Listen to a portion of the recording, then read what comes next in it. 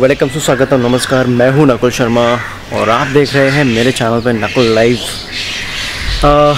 आज मैं आया हूं अपनी जो बाइक की जो चेन है वो क्लीन करनी है। उसको बाद में मैं लूप करूंगा क्योंकि बहुत टाइम हो गया है मैंने यानी क्योंकि I was about to clean the chain and lube the chain, but lockdown चालू हो गया तो मैंने ज़रूरी नहीं समझा क्योंकि बाइक चलाना हो नहीं रहा है। बट 2-3 दिन से थोड़ी बाइक ज़्यादा दौड़ रही है तो मैं थोड़ा कंसर्न था चेन को लेके, सो कर रहा हूँ अभी। तो अभी क्लीन ये जो है इसका था मोतुल का, यस चेन क्लीन डाला है। After 10 minutes I am going to lube the chain. तो तब तक के लिए गपशप करते हैं। बाइक से याद आया मेरे को कि जब मैंने स्टार्ट किया बाइक चलानी तब मैंने बाइक से स्टार्ट नहीं किया, I started with the scooter. और कज़िन ने मेरे सीधे हाथ में दे दिया और प्रोसीजर बता दिया कि क्लच को जो है उसको धीरे धीरे छोड़ना और साथ में ही simultaneously you have to give an acceleration. Okay, तो वैसे किया बट मैं पैनिक हो गया और पैनिक की वजह से मैंने मिट्टी की ढेर में डाल दिया। तो ये बात है when I was 14 years old. 14 years old. फिर डैड ने बाइक ले ली, बजाज चेतक पे मैं सीखा था। फिर डैड ने बाइक ले ली और फिर बाइक चलाई मैंने। उस पर बहुत कांड किया बस। I got into 9th standard that time. तो उस टाइम पे धूम की मूवी आई थी तभी, और तब शौक चढ़ा था व्हीली करने का। सोचो 15 साल का लड़का is doing wheelie that time. खुजली देखो, तो खुजली तो पहले से बचपन से मतलब when I was like 8-9 months old तब से। तो मैं सोचा कि यार व्हीली अगर वो कर सकता तो मैं क्यों नहीं कर सकता। तो हमारे जो जो दोस्त है हमने स्टार्ट किया व्हीली। हमने कहीं से सुना था कि 4 to 5 के बीच में RPM लेकर आना है और झट से क्लच को छोड़ देना है तो बाइक ऊपर चलेगी and you will start doing wheelie. तो 1-2 बार तो थोड़ा सा फेल गया, मतलब ऐसे गिरे नहीं। तो उसके बाद we started doing wheelie on bike. तभी बजाज कैलिबर थी हमारे पास एंड किया। बट अगर आप कुछ नई चीज़ सीखते हो तो इट विल गो रॉन्ग। तो हुआ क्या, मैंने RPM ज़्यादा दे दिया और क्लच छोड़ दिया तो बाइक खड़ी हो गई 90 डिग्री में ऊपर की तरफ एंड मैं नीचे गिर गया and bike Giri right hand side में। साइलेंसर टूट के आधा। उस टाइम पे मैं घर पे अकेला था। घर पे अकेला मीन्स मम्मी पापा भाई सब गए हुए थे शादी में in Rajasthan and I was alone here. तो सोचो अभी ऐसे खुराफात दिमाग वाले लड़के को अगर घर पे छोड़ोगे तो दिस यही होना।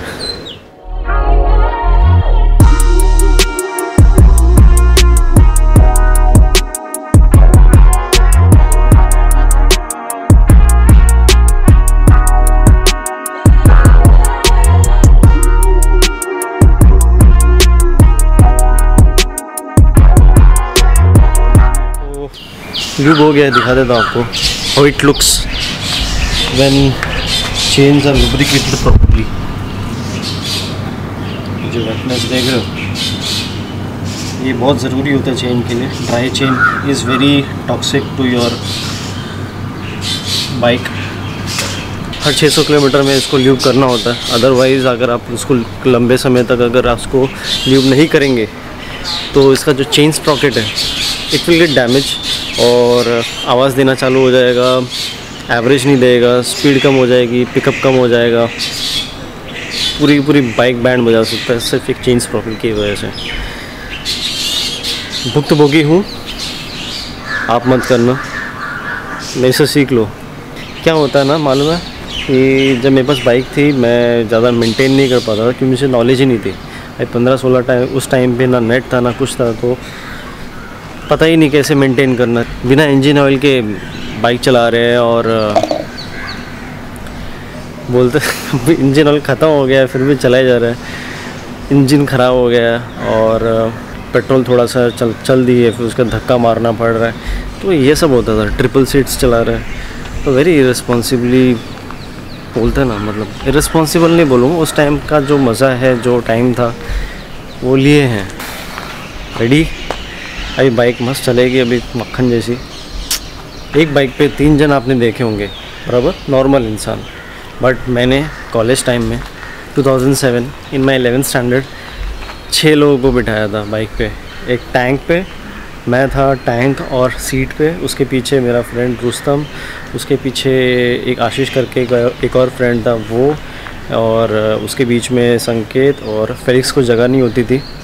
फेलिक्स भी था आई थिंक, नहीं आप उसको नहीं जानते हो, he never came into the blog. तो संकेत जो रुस्तम की शादी के टाइम पे हम लोग जो कार में थे वो, तो जगह नहीं होती तो वो खड़ा हो जाता था पीछे, जो फुट रेस्ट होता है उस पर खड़ा हो जाता था। और आगे मेरे आगे जो है वो एक और बंदा एक था, तो वो भी बैठता था। तो 6 जन एक बाइक पे, इंक्लूडिंग मी। हिलेरियस, मज़ा बहुत आता था। बजाज कैलिबर उस टाइम पे यही बाइक थी, तो ये भी किया हुआ है। और आफ्टर दैट थोड़ा सा शांत हो गया था, मैंने ज़्यादा पंगे लेने नहीं, ज़रूरी नहीं समझा। एंड उसके बाद चुपचाप बाइक चलाता था, घर पे आता था, इधर उधर घुमाया, बस उतना ही, ज़्यादा लफड़ा नहीं। हेलमेट का तो तभी भी नहीं था। बट गेम चेंजिंग तब आया, तो गेम चेंज तब हुआ जब मैंने खुद की बाइक ली 23 अक्टूबर 2014, बजाज पल्सर 200 NS। तब समझ में आया कि बाइक की रिस्पॉन्सिबिलिटी क्या होती है। इट्स काइंड ऑफ लाइक आप एक बोलते हैं ना, एक फैमिली मेम्बर है आपका, तो हर एक चीज़ उसको चाहिए। टाइम पे पेट्रोल चाहिए, चाहे टाइम पे ऑयल चाहिए, जो भी कुछ उसको बीमारी हुई है उसको ठीक करना ज़रूरी है। तो नॉलेज नहीं थी, थोड़ी थोड़ी ली, थोड़ी थोड़ी किसी से पूछ के कराई, और जैसे जैसे मतलब पीरियोडिक्स मेंटेनेंस आते थे मैंने लेने चालू किए। मतलब कभी ऐसा नहीं रखा कि हाँ बाद में करा लेंगे, सोच लेंगे। वो थोड़ी सी केयरलेसनेस जो थी वो नहीं रखी, क्योंकि नई बाइक थी। ऐसा लगता है कि हाँ, क्योंकि फ्री में जो चीज़ मिली होती है ना उसकी कोई कदर नहीं होती है। पर हाँ, कहीं पे आपके अगर खुद के पैसे लगे हो, ऑफ कोर्स आप भी टेक केयर करोगे। तो तभी हेलमेट लगाना भी चालू किया। ज़्यादा मतलब दूर जा रहा हूँ, जैसे थाने स्टेशन साइड है या घोड़बंदर साइड में है, वहाँ जाता हूँ तो हेलमेट पहनता हूँ। अदरवाइज़ इसी एरिया में घूमना तो हेलमेट नहीं पहनता मैं, क्योंकि 30-40 के ऊपर नहीं जाता। तो हाईवे पे भी 50-60 में जाता हूँ तो I have to wear a helmet. तो एक सेंस ऑफ रिस्पॉन्सिबिलिटी आ गई थी। मेंटेनेंस, ये वो, इंजन ऑयल टाइम पे डलवाना, कौन सा इंजन ऑयल डालना है क्या नहीं है। तो तब भी आज तक बाइक वो सेफ़ है। It's going to be 6 years old in this year. तो मेरा कहना है कि जब भी आप बाइक लेते हो, जब भी कुछ, आप भले ही अभी तो बहुत एडवांस हो गया, तो you know how to like take care of your bike. First time early morning vlogs दे रहा हूँ भाई लोग, और आज ये एडिट करके अपलोड करूँगा। तो मैं कह रहा था it's my sense of responsibility. तो फास्ट चलाता हूँ, बट जहाँ पे रिस्क लेना होता है मैं वहाँ, जहाँ पे सेफ़ लगता है कि हाँ यहाँ पे रिस्क ले सकता हूँ मैं, आई एम सेफ़, मैं वहाँ पे लेता हूँ। Otherwise I never go like reckless driving नहीं करता वैसे, जैसे पहले करता था बिना सोचे समझे।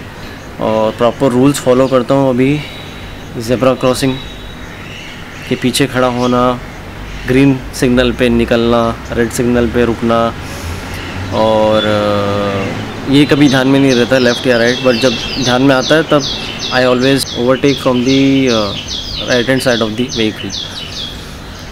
मतलब कम्प्लीटली जो कुछ भी रूल्स है उसको फॉलो करता हूँ। बस इजी है। बहुत लोग बोलते हैं मैं जल्दी चलाया कर, ये किया कर, सिग्नल तोड़, ऐसा ना, नहीं भाई।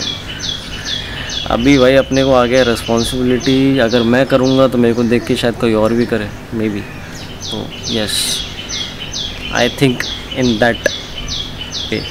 तो आज के लिए इतना ही बस। आई एम होप सो कि आपको कुछ सीखने मिला हो इससे कुछ।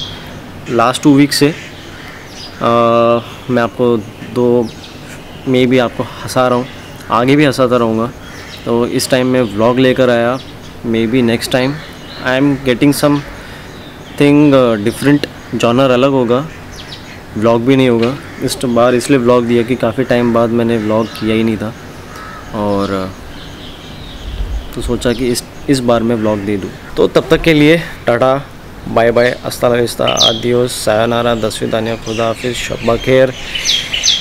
आपका दिन शुभ रहे, और अपनी बाइक का भी ध्यान रखें, अपनी फैमिली का भी ध्यान रखें, और please wear your helmet while going out, and if you are at home तो हाथ धोना ना भूलें। Bye bye.